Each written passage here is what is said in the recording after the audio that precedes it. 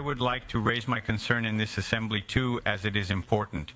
It seems inconceivable to me that racism still exists in the 21st century.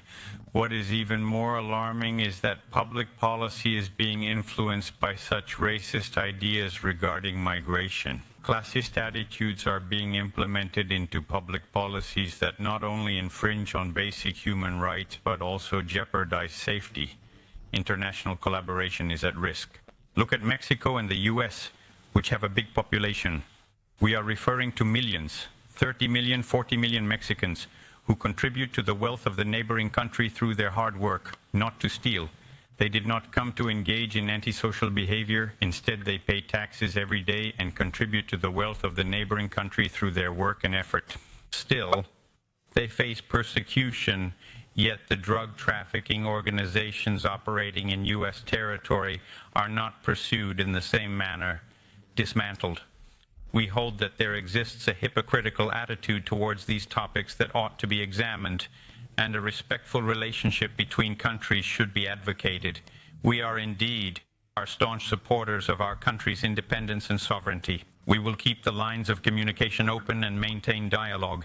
We are certain that exchange and coordination are essential, but under no circumstances should our country be subordinated to any other nation, no matter how powerful, as is the case with the United States. Finally, we consider it important to invest in multipolarity and that it would be necessary to approach the European Union more closely, the EU, to find ways of communicating, exchanging, and establishing a deeper connection.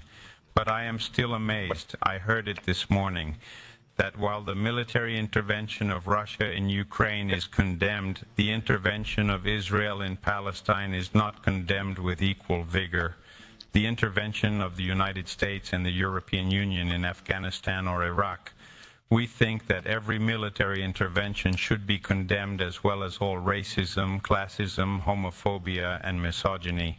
That all forms of discrimination and violence should be condemned, and war itself must also be condemned.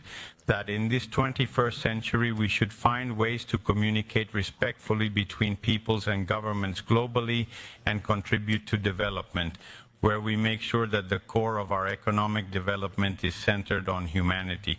To allow for two phrases that I will use to finish. A prominent Mexican revolutionary who believed that the people are entitled to live and to be happy, just as Rosa Luxemburg expressed, for a society that embraces social equality, human diversity, and total freedom for all.